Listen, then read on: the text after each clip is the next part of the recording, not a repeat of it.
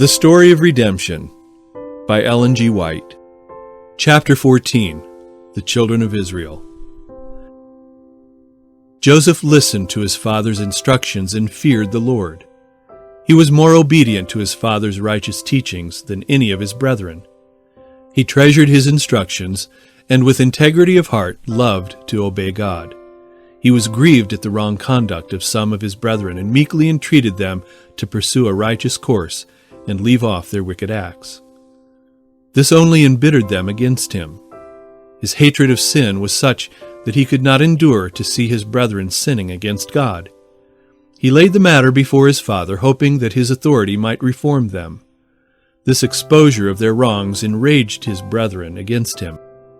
They had observed their father's strong love for Joseph and were envious of him. Their envy grew into hatred and finally to murder. The angel of God instructed Joseph in dreams which he had innocently related to his brethren.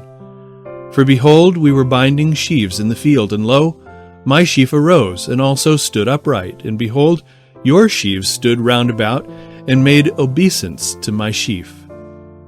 And his brethren said to him, Shalt thou indeed reign over us? Or shalt thou indeed have dominion over us? And they hated him yet the more for his dreams and for his words. And he dreamed yet another dream, and told it his brethren, and said, Behold, I have dreamed a dream more. And behold, the sun and the moon and the 11 stars made obeisance to me. And he told it to his father and to his brethren. And his father rebuked him, and said unto him, What is this dream that thou hast dreamed? Shall I and thy mother and thy brethren indeed come to bow down ourselves to thee to the earth? And his brethren envied him, but his father observed the saying. Joseph in Egypt. Joseph's brethren purposed to kill him, but were finally content to sell him as a slave to prevent his becoming greater than themselves. They thought they had placed him where they would be no more troubled with his dreams, and where there would not be a possibility of their fulfillment. But the very course which they pursued God overruled to bring about that which they designed never should take place, that he should have dominion over them. God did not leave Joseph to go into Egypt alone. Angels prepared the way for his reception. Potiphar, an officer of Pharaoh, captain of the guard, bought him of the Ishmaelites. And the Lord was with Joseph, and he prospered him, and gave him favor with his master, so that all he possessed he entrusted to Joseph's care. And he left all that he had in Joseph's hand, and he knew not aught he had, save the bread which he did eat. It was considered an abomination for a Hebrew to prepare food for an Egyptian. When Joseph was tempted to deviate from the path of right, to transgress the law of God and prove untrue to his master, he firmly resisted and gave evidence of the elevating power of the fear of God in his answer to his master's wife.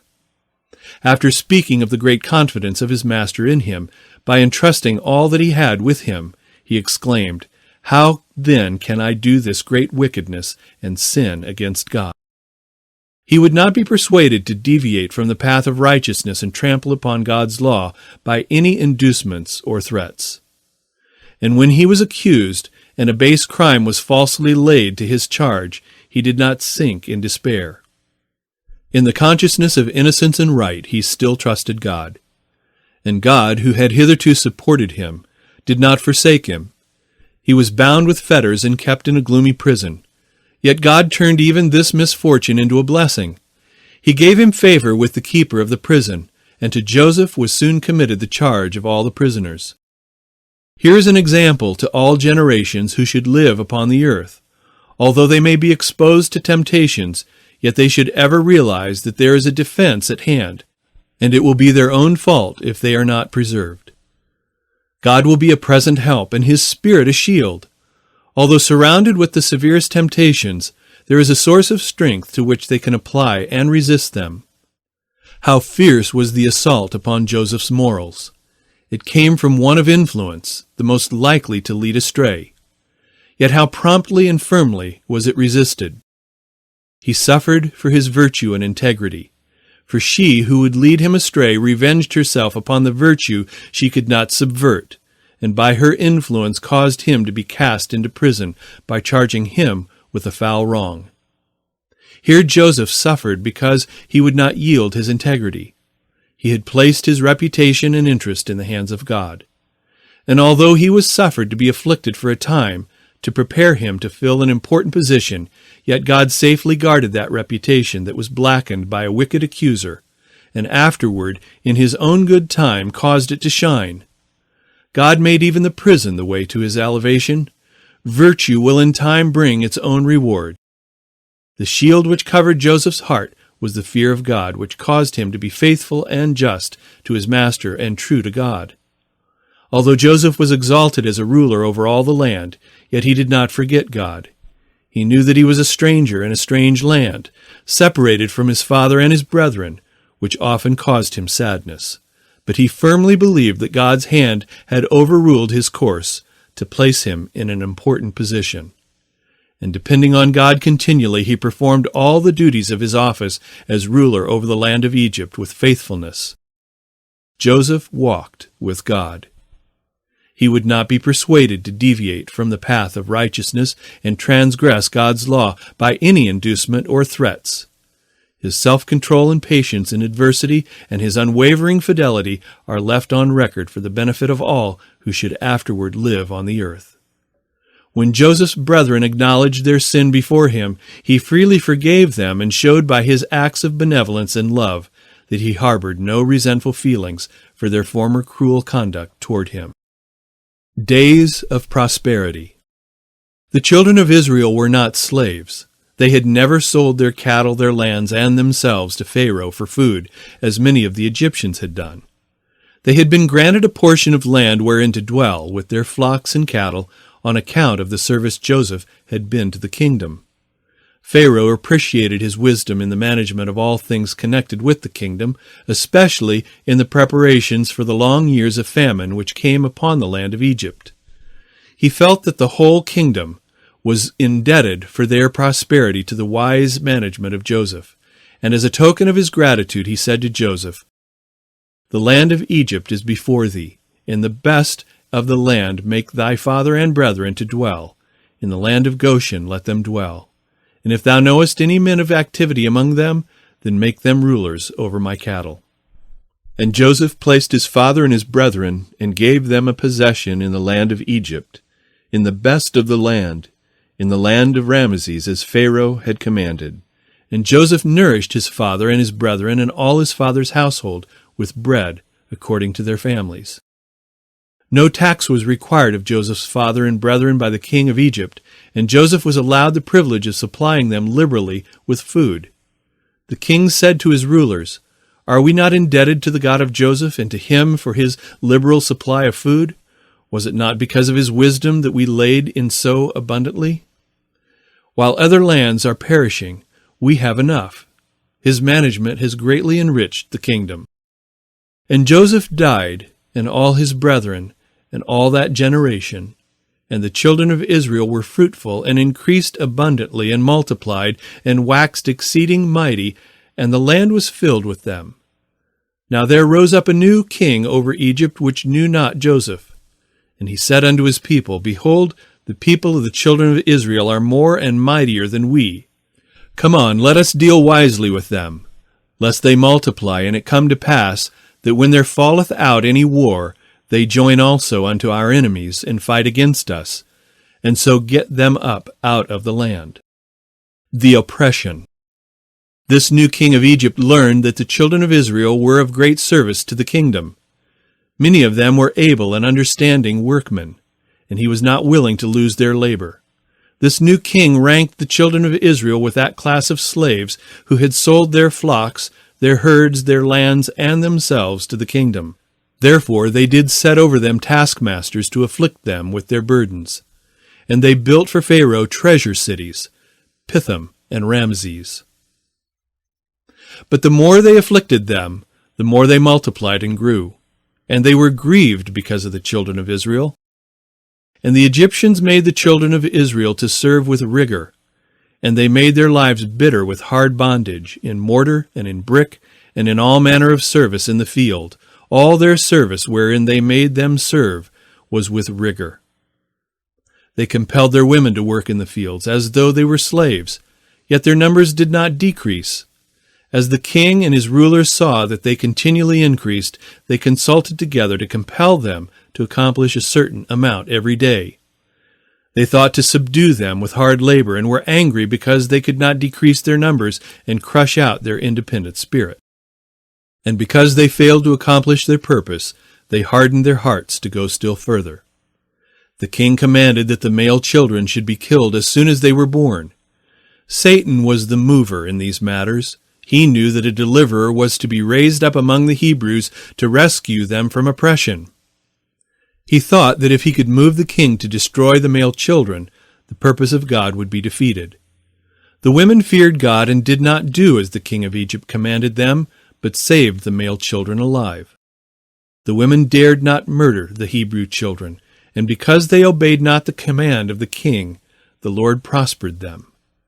As the king of Egypt was informed that his command had not been obeyed, he was very angry. He then made his command more urgent and extensive.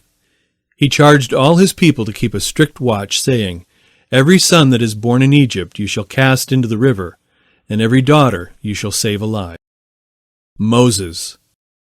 When this cruel decree was in full force, Moses was born. His mother hid him as long as she could with any safety, and then prepared a little vessel of bulrushes, making it secure with pitch, that no water might enter the little ark, and placed it at the edge of the water while his sister should be lingering around the water with apparent indifference.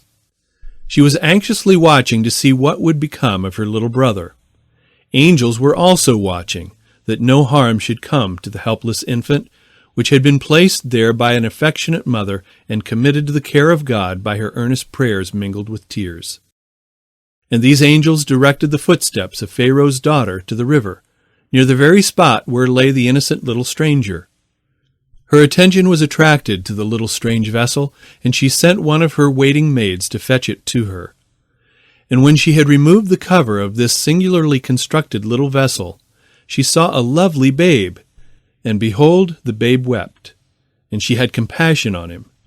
She knew that a tender Hebrew mother had taken this singular means to preserve the life of her much-loved babe, and she decided at once that it should be her son. The sister of Moses immediately came forward and inquired, "Shall I go and call to thee a nurse of the Hebrew women, that she may nurse the child for thee?" And Pharaoh's daughter said to her, "Go."